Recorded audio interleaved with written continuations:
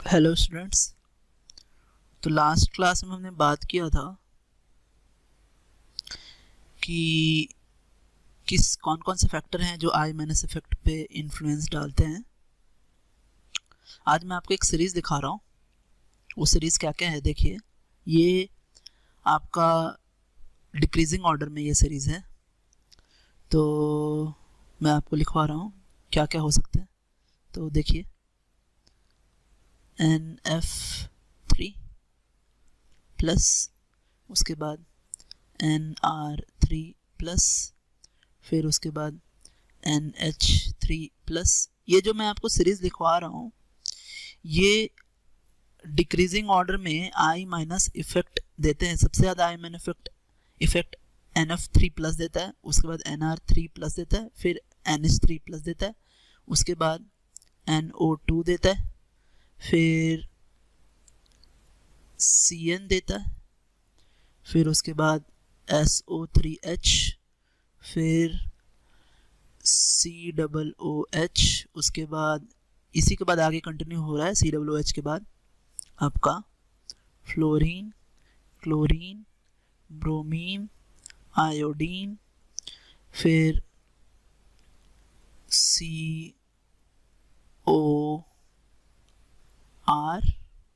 फिर OR, उसके बाद OH, उसके बाद ट्रिपल बॉन्ड CH, फिर उसके बाद लास्ट में आपका ये फिनाइल ग्रुप, फिर आपका CH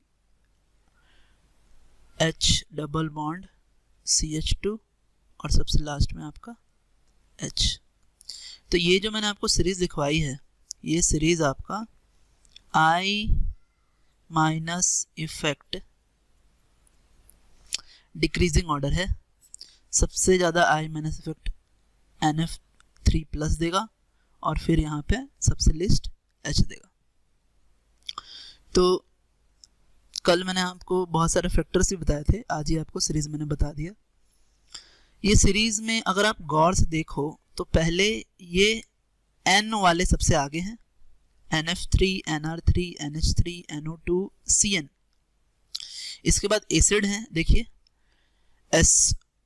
SO3H, COOH, अच्छा FCl, Br और I, ये सारे क्या हैं, इसको ऐसे याद रखो आप, एसिड से याद रखो, HF, HCl, HBr and HI, सारे एसिड आ गए।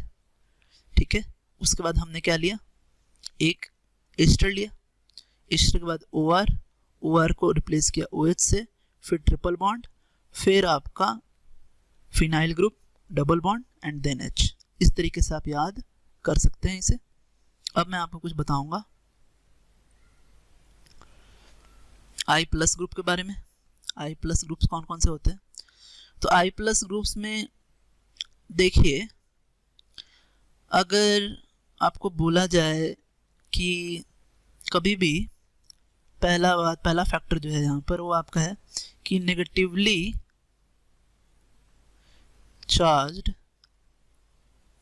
जो स्पीसीज हैं वो ज़्यादा अच्छा आई प्लस इफेक्ट दे सकती हैं, जो नेगेटिवली चार्ज स्पीसीज हैं। कभी भी, जैसे अगर हमने बात किया O माइनस की और OH की, और इन दोनों में अगर हम बात करें कौन ज़्यादा अच्छा आई प्लस इफेक्ट दे सकता है, तो वो माइनस वाला ज़्यादा अच्छा आई प्लस इफेक्ट दे सकता है, ये वाला पार्ट, ये नहीं। तो नेगेटिवली चार्ज स्पीसीज। अब दूसरी बात है कि अगर हम पीरियड में बात करें तो देखिए नेगेटिवली चार्ज स्पीसीज के लिए पीरियड में जब हम बात करेंगे तो देखिए मैंने लिया, देखते जाइए, मैंने लिया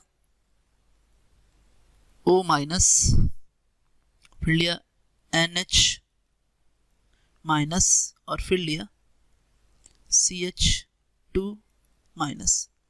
ये तीनों मैंने लिए हैं। अब इस केस में आपको क्या दिखेगा कि सभी पे -1 चार्ज है, लेकिन इन सभी में यहाँ इस डायरेक्शन में आपका इलेक्ट्रोनेगेटिविटी क्या है, मैक्स है।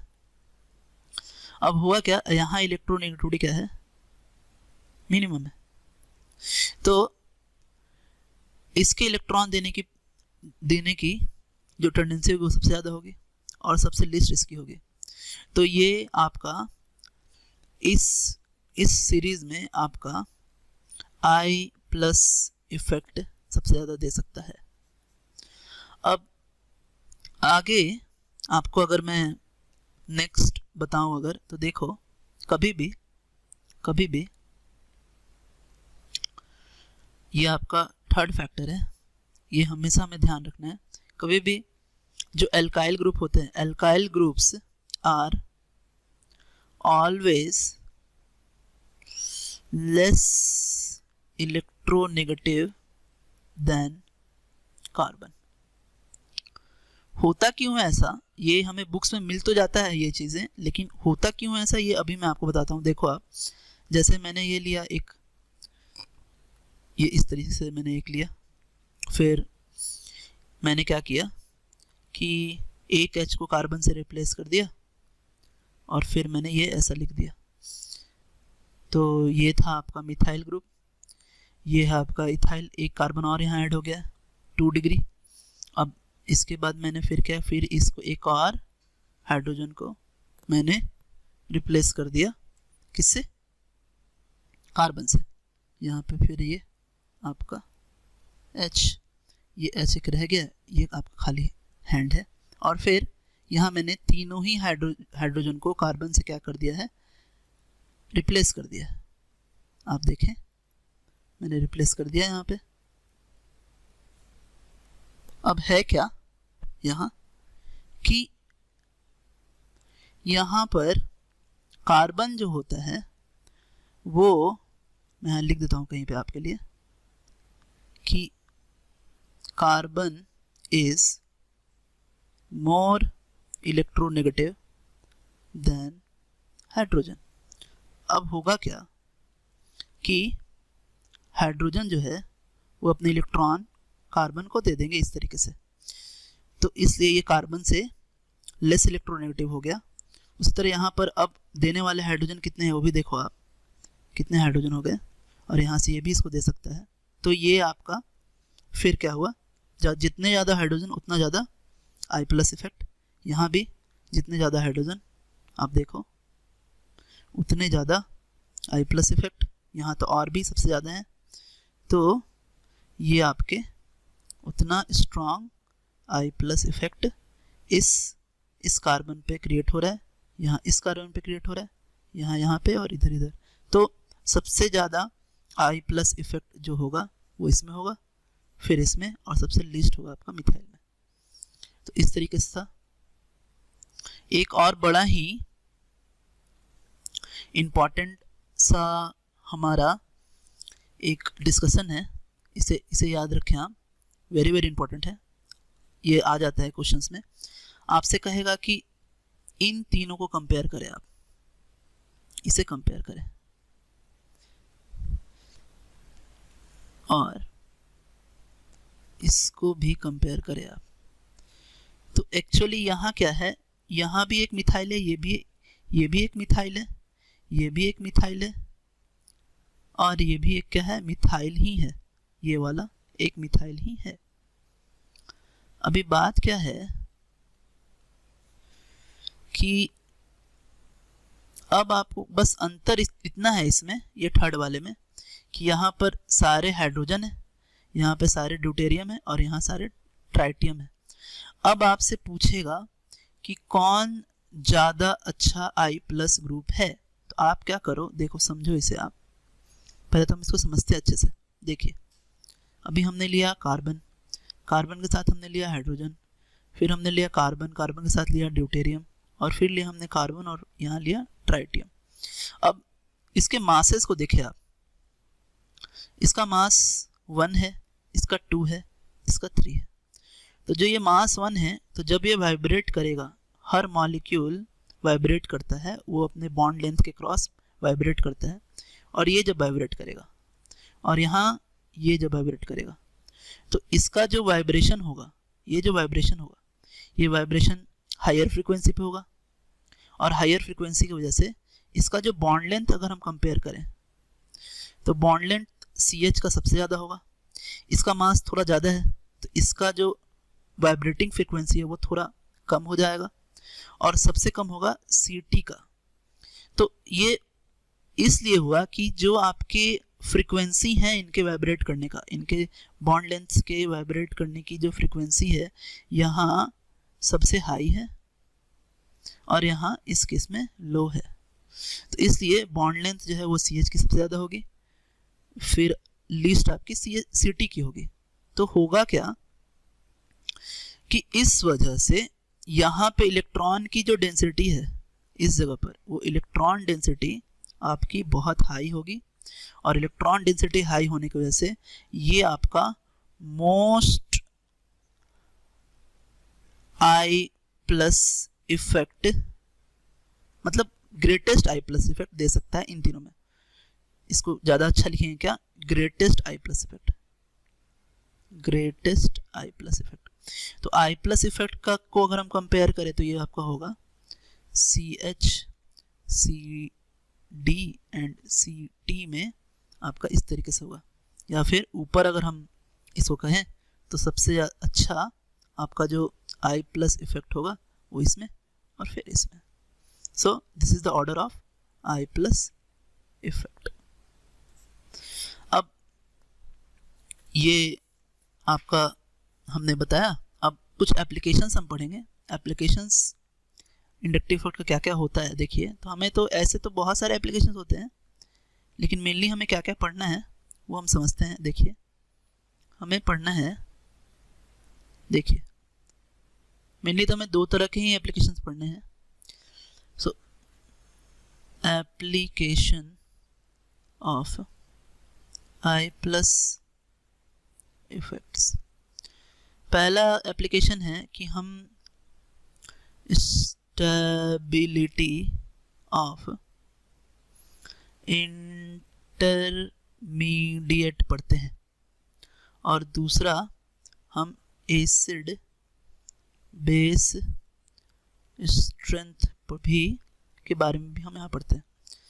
तो अब देखिए application of I plus effect में हम पहले पढ़ेंगे, पहला तो हम पढ़ेंगे स्टेबिलिटी ऑफ इंटरमीडिएट्स। तो देखिए क्या है, अब मैं आपको एक छोटा सा इंट्रोडक्शन भी दे दूँ एक्चुअली इंटरमीडिएट्स होता क्या है। तो जब कोई भी रिएक्टेंट जो है वो प्रोडक्ट में चेंज होता है तो डायरेक्टली रिएक्टेंट प्रोडक्ट में चेंज नहीं होता है, रिएक्टेंट पहले एक इंटरमीडिएट में चेंज होता है और इंटरमीडिएट आपका प्रोडक्ट में जाता है। तो एक्चुअली इंटरमीडिएट्स ऐसे स्पीसीज हैं जो कि अनस्टेबल होते हैं, और रिएक्टेंट्स पहले इंटरमीडिएट में चेंज होता है, ये अनस्टेबल होते हैं, और फिर ये इंटरमीडिएट चेंज होता है प्रोडक्ट्स में। अब अगर मान लो आप कि अगर हम स्टेबिलिटी की बात करें कि रिएक्टेंट और प्रोडक्ट में हमने स्टेबिलिटी की बात की, अगर रिएक्टेंट ज़्यादा स्टेबल है तो जो इंटरमीडिएट बनेगा उसमें रिएक्टेंट जैसा ज़्यादा स्ट्रक्चर होगा, मतलब वो रिएक्टेंट जैसा स्ट्रक्चर होगा उसका। और अगर रिएक्टेंट प्रोडक्ट में चेंज हो रहा है और प्रोडक्ट ज़्यादा स्टेबल है तो जो इंटरमीडिएट होगा, इंटरमीडिएट का जो स्ट्रक्चर होगा वो प्रोडक्ट से ज़्यादा मैच करेगा स्ट्रक्चर। तो ये ऐसा आपका इंटरमीडिएट का बात है। अब एक्चुअली कितने टाइप्स ऑफ इंटरमीडिएट होते हैं ये भी हम देख लेते हैं, कौन कौन से हमें पढ़ने हैं यहाँ पे देखिए। सो टाइप्स ऑफ इंटरमीडिएट्स, देखिए हमें पढ़ना क्या क्या है। हमें पढ़ना है, पहला पढ़ना है कार्बोकैटायन, दूसरा कार्बनायन, तीसरा फ्री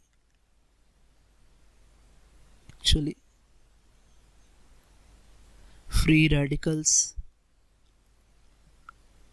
और फिर हैं आपके कार्बीन्स, और फिर है आपका नाइट्रीन्स, और लास्ट है आपके बेंजाइन्स। तो यहाँ तो हम सिर्फ 3 ही पढ़ेंगे। कौन कौन? कार्बोकैटायन के बारे में पढ़ेंगे, कार्बोनाइन पढ़ेंगे और फ्री रेडिकल्स पढ़ेंगे। ये तीनों भी हम पढ़ेंगे जब मैं आपको मैकेनिज्म पढ़ाऊंगा, तो उसमें ये तीनों आपके आएंगे। तो आगे मैं आपको बताऊंगा कैसे इंडक्टिव इफेक्ट का यूज़ करके हम स्टेबिलिटी बताते हैं कार्बोकैटायन, कार्बोनाइन या फ्री रेडिकल का। तो आज के लिए इतना ही students. Have a nice day.